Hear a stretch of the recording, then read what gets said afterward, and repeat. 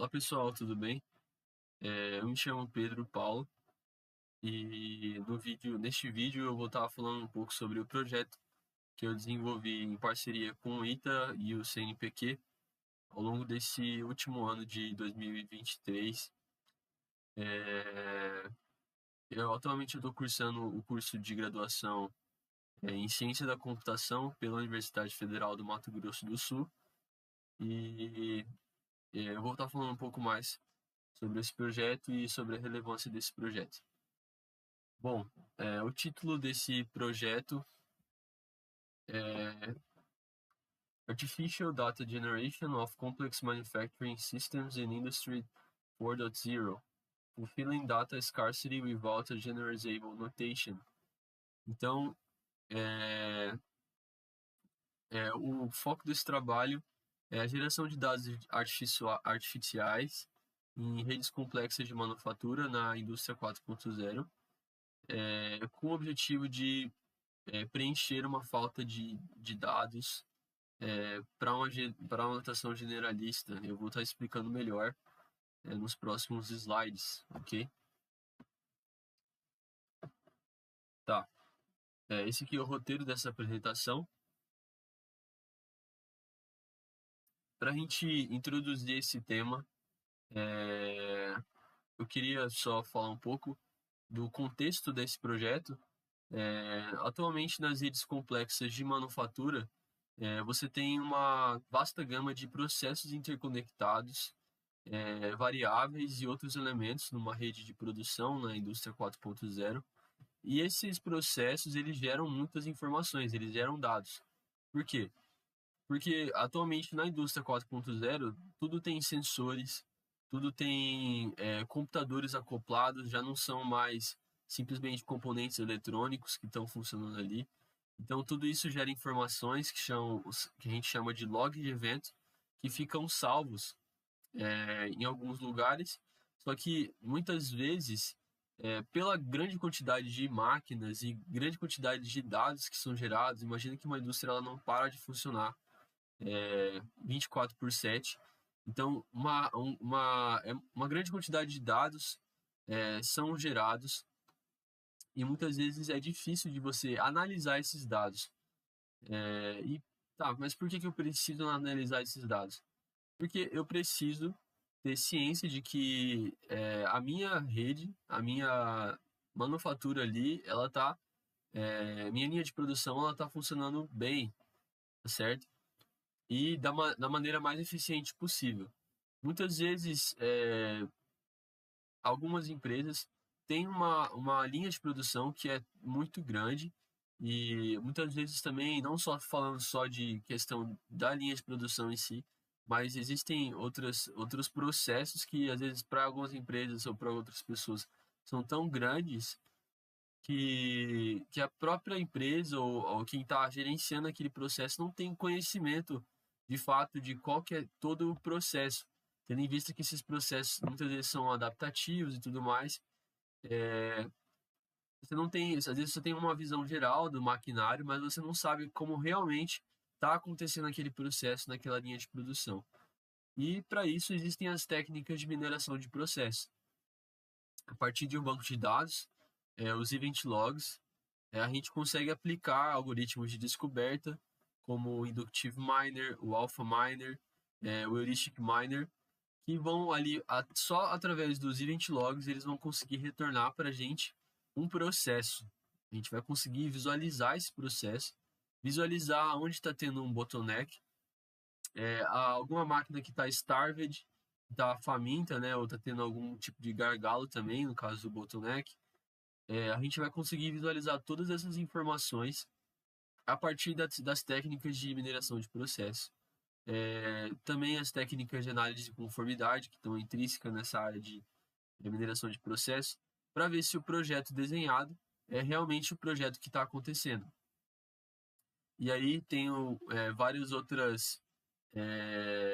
uma gama muito grande, uma área muito grande de estudo, e inclusive meu amigo Juliano, a gente fez parte do mesmo grupo de pesquisa ao longo desse último ano, e ele realizou um trabalho significante na área de análise de conformidade, teste de hipótese, usando teste de hipótese e tudo mais. Bom, mas voltando para o foco do trabalho, muitas vezes, como essa área de mineração de processos relativamente é uma área recente, existe um anseio de se melhorarem essas técnicas de mineração de processos. Mas muitas vezes não existem dados o suficiente para que essas técnicas possam ser aprimoradas, porque muitas empresas não querem entregar os seus dados. Por que elas não querem entregar seus dados? Porque quando você entrega os seus event logs e a maneira como está funcionando a sua linha de produção, automaticamente você está entregando todo o funcionamento do seu produto. E isso implica competitividade no mercado. Você está expondo seu projeto, imagina a Coca-Cola expor a maneira de fabricação da Coca-Cola em si. Ou uma marca de refrigerante qualquer, né? Qualquer outro tipo de produto. Você vai estar expondo a maneira como você está produzindo aquele seu produto. E isso talvez não é legal, você pode perder vantagem no mercado. Então muitas empresas não querem dar esses dados porque isso vai revelar o seu processo. Então, então aí surge uma necessidade da geração de dados artificiais para melhorarem essas técnicas. Outra vantagem de você gerar dados artificiais é a simulação de eventos discretos, né?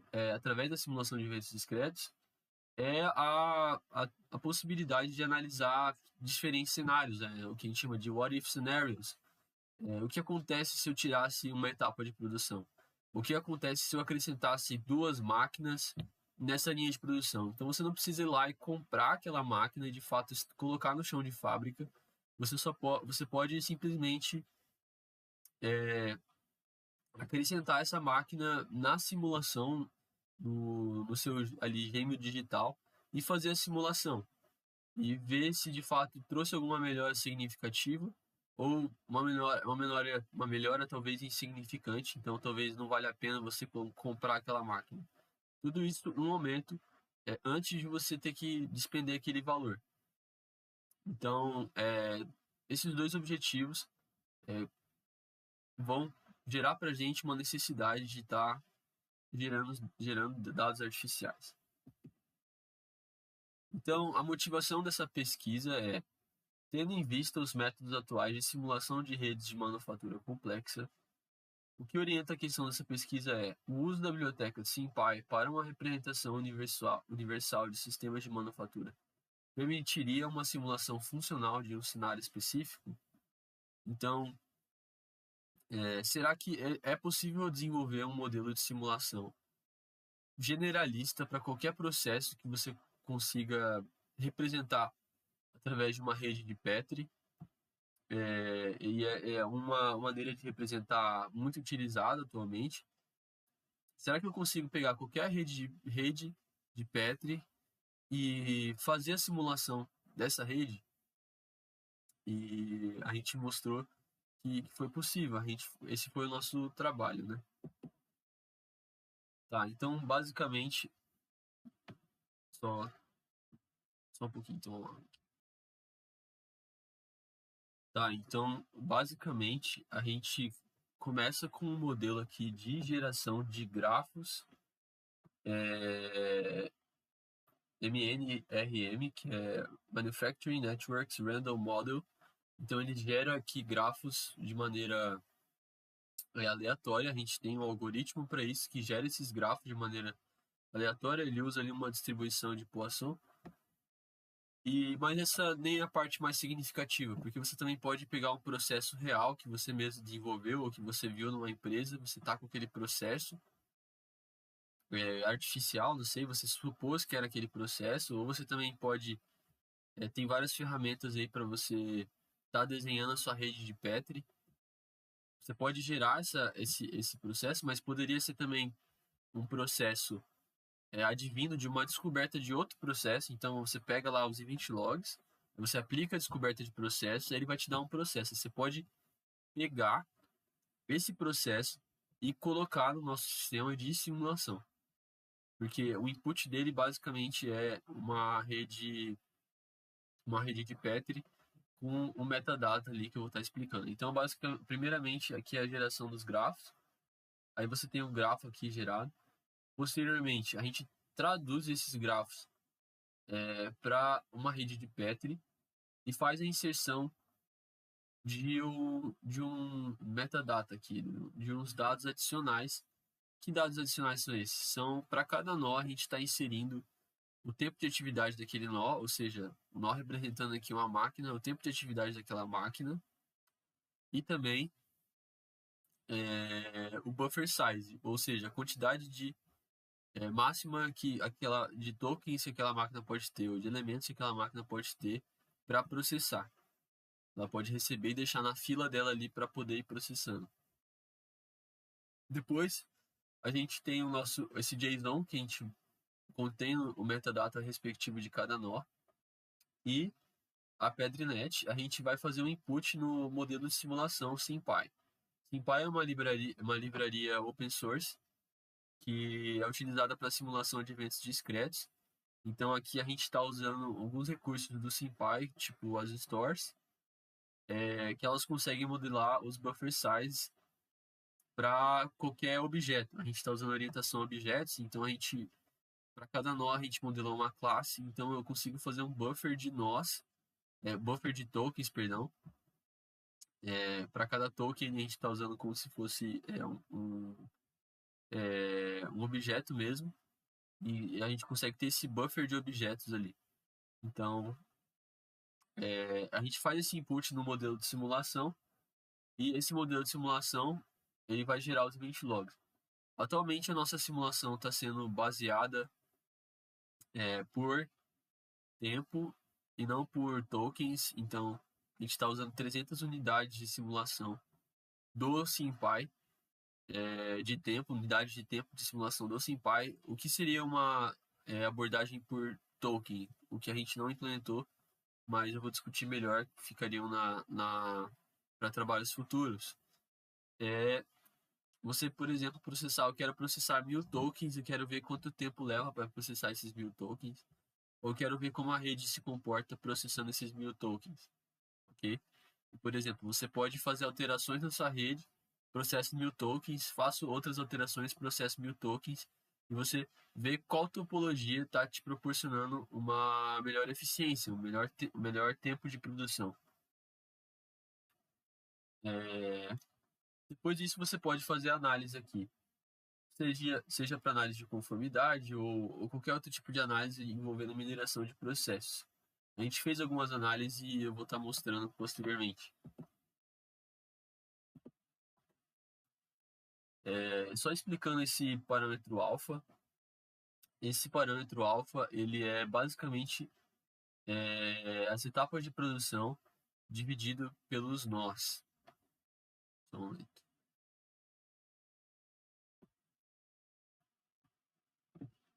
Voltando aqui, a gente tem esse parâmetro alfa e basicamente ele é a quantidade de etapas de produção dividido pela quantidade de nós, que representam ali as máquinas, né? Bom, e já na parte dos nossos resultados, depois que foi realizada todas essas simulações, a gente usou diferentes redes. Aqui a gente tem esse grafo aqui. Então, basicamente aquele parâmetro alfa ele serve para mostrar a densidade das redes. Então, se você tem uma rede que é pouco densa, você vai ter um parâmetro um pouco maior, né?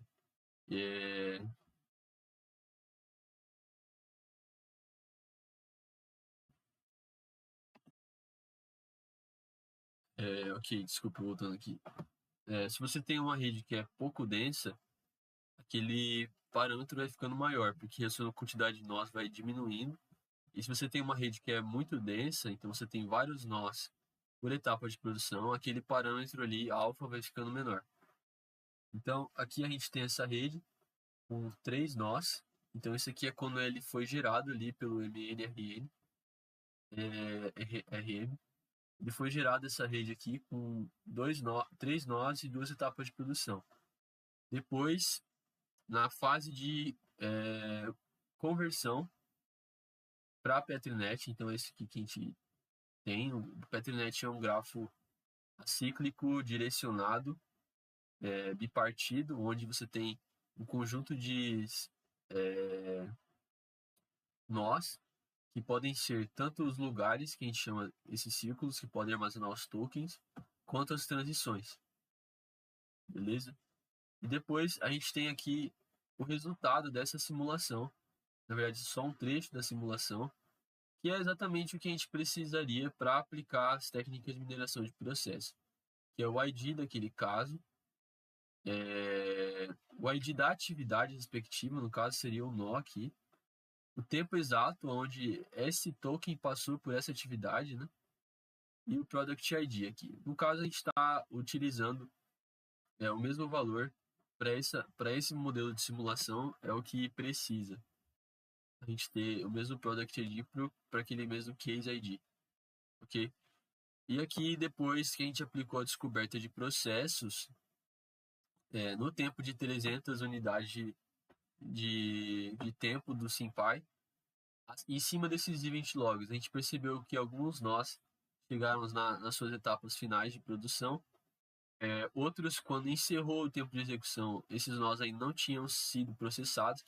Na verdade, esses nós aqui, 21 aqui e 21, provavelmente foram nós que foram perdidos, porque esse daqui representa um estado final de simulação, exatamente, o estado final da linha de produção aqui. Então, apenas 148 nós conseguiram ser produzidos nesse tempo de 300 unidades. Para esse propósito, como a gente não está fazendo uma simulação baseada em tokens, a gente está fazendo baseada em tempo, a gente considerou um estoque infinito. Então, você vai ter ali, no estado inicial, você tem uma classe ali que está gerando infinitos tokens para a etapa de produção inicial, como input ali. Para de fato ver em um tempo qual que é a capacidade máxima daquela rede de produção e qual a porcentagem de perca também. Mas, enfim, a gente não focou muito no trabalho na questão dessas análises da produção, mas em sim desenvolver um modelo eficiente de simulação. Ok, já partindo para as conclusões, a gente adicionou um buffer para cada nó. Então, isso é uma contribuição relevante, porque alguns modelos de simulação que a gente encontrava não tinha generalistas, né? Não tinham a questão do buffers, você só tinha a questão do time activity, do tempo de atividade de cada nó. Isso também, o nosso projeto, ele permitiu a simulação de qualquer Petrinet, seja ela advinda de uma descoberta de processo ou ela advinda de um desenho mesmo, de algum processo criado por alguma pessoa, você pode estar simulando. E, além disso, esses event logs eles são gerados em um formato que a biblioteca de PM4Py, que é uma das mais famosas na área de mineração de processos, né, Process Mining, possibilita, então, esses event logs possibilitam que a gente use essa biblioteca que é amplamente utilizada nessa área de mineração de processos para estudo de técnicas, desenvolvimento de técnicas e qualquer outra coisa. A gente consegue sim estar utilizando isso com a biblioteca do PM4Py. E para trabalhos futuros, a gente sugeriria considerar a taxa de falhas para cada máquina. Então você pode colocar para cada máquina qual é a taxa de falha daquela máquina respectiva para ter um sinal, uma simulação mais realista, né? E considerar uma simulação baseada em tokens, como eu já falei anteriormente, você poder simular não baseado em um tempo específico, mas no processamento de quantidade de tokens, por exemplo, verificar o tempo que ele leva para processar aqueles tokens. Esse projeto está disponível no repositório público no GitHub. Você pode conferir os códigos, estão todos comentados. documentados lá também. E aqui tem o artigo que eu apresentei no Encita na edição de 2023, que eu utilizei para apresentar lá. Tá trazendo em uma linguagem um pouco mais técnica tudo o que foi feito nesse trabalho. Bom, eu queria agradecer aqui o Ministério de Ciência, Tecnologia e Inovação, por meio do Conselho Nacional de Desenvolvimento Científico e Tecnológico, pelo apoio também financeiro dessa pesquisa, aos meus orientadores e também a minha família por todo o suporte. Sou muito grato a vocês. E agora eu vou passar aqui para um. Deixa eu só mostrar as referências, algumas das referências que eu utilizei. E eu vou passar agora para o momento de demonstração aqui desse modelo de simulação.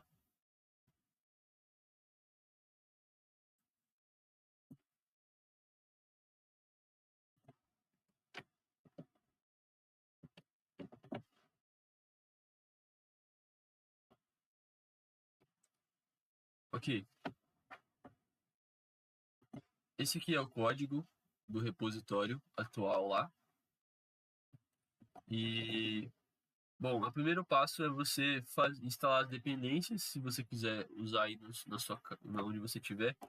Você pode instalar as dependências. É importante notar que para essa estratégia de simulação funcionar legal, você precisa estar utilizando a versão 3.9 do Python, por conta de algumas bibliotecas que a gente está utilizando e não serem compatíveis com versões mais recentes do Python. Então é só executar esse script aqui, Python install dependencies, que contém todas as bibliotecas necessárias.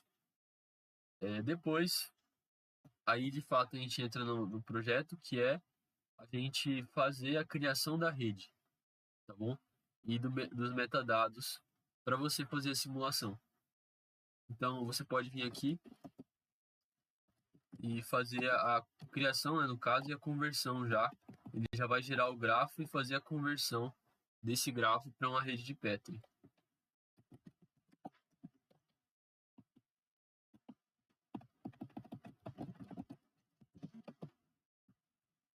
Um pouquinho.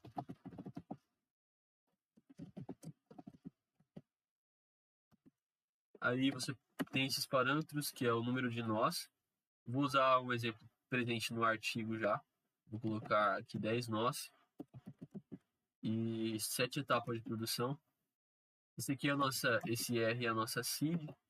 Então eu vou estar gerando da mesma maneira que foi gerado. Vou gerar diferente da maneira que foi gerado no artigo. A seed para o fator randômico ali na geração do grafo. Ok?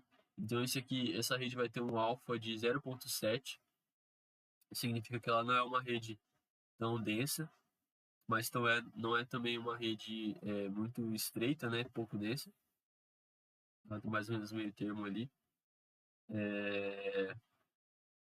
E vou gerar aqui a minha rede. Esperar ele estar processando aqui.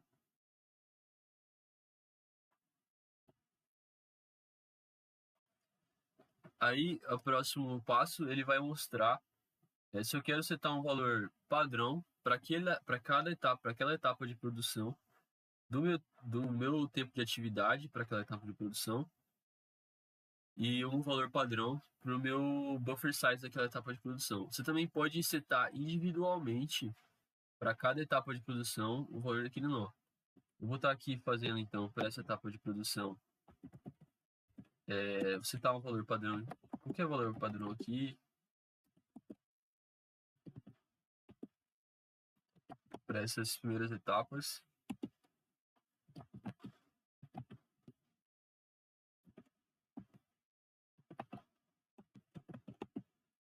Colocando 10 para todas, vou colocar 20 aqui nessa.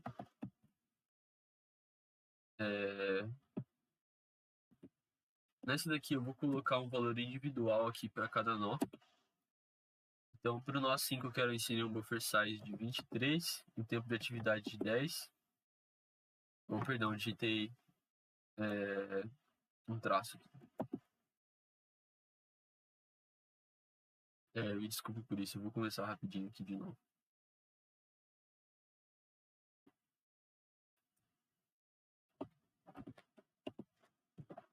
Tá, setando o valor padrão aqui para cada um.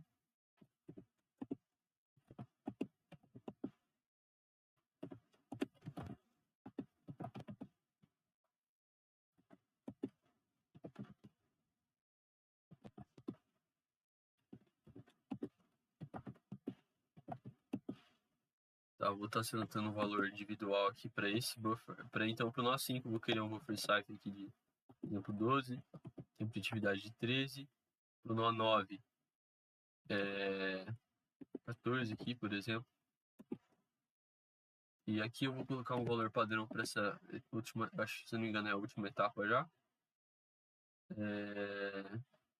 Primeiro, para o buffer size, vou colocar, dessa vez, colocar 70. E tempo de atividade aqui também de 70. Bom, ele gerou o grafo. Então, você, por exemplo, esse aqui vai ser o grafo que ele gerou. Aqui eu estou usando a biblioteca GraphViz para poder gerar os grafos. Então, você pode ver aqui 7 etapas de produção, né? 1, 2, 3, 4, 5, 6, 7.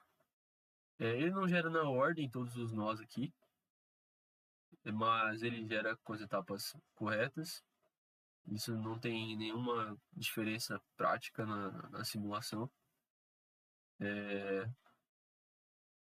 No caso aqui, se você, por conta do gerador automático, se você fizesse o input da sua rede com, por exemplo, na primeira etapa de produção 0 e aqui 1, ele geraria na ordem correta. Mas aqui, pelo fator randômico, ele gera assim fora de ordem os nós. Ok? Então aqui o próximo passo aqui é a gente realizar a nossa simulação. Então, vamos usar aqui simulation, vou dar arquivo simulating PetriNet. E pronto, aqui ele já vai estar realizando a simulação e gerando ali os nossos event logs. Vou ficar observando aqui, o arquivo event log ainda não foi alterado. Quando ele finalizar a simulação, a gente vai perceber que esse arquivo aqui foi alterado. Vou pausar essa apresentação enquanto ele termina de simular. Bom, voltando aqui, ele terminou, não demorou muito não. A coisa de menos de 1 minuto ele terminou a simulação. E a gente pode ver que o arquivo aqui 20log foi alterado com as respectivas aqui, os dados, né? Ele gerou muito dado aqui. Isso tem a ver com o tempo de atividade, então se o tempo de atividade for muito curto, isso possibilita que cada nó consiga processar muitos tokens, e isso consequentemente aumenta a quantidade de event logs.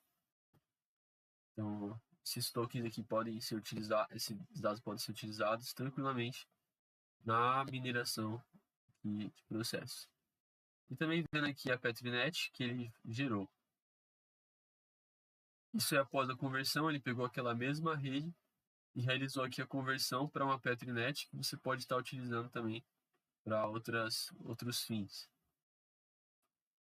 Ok? Então, só voltando aqui para a apresentação.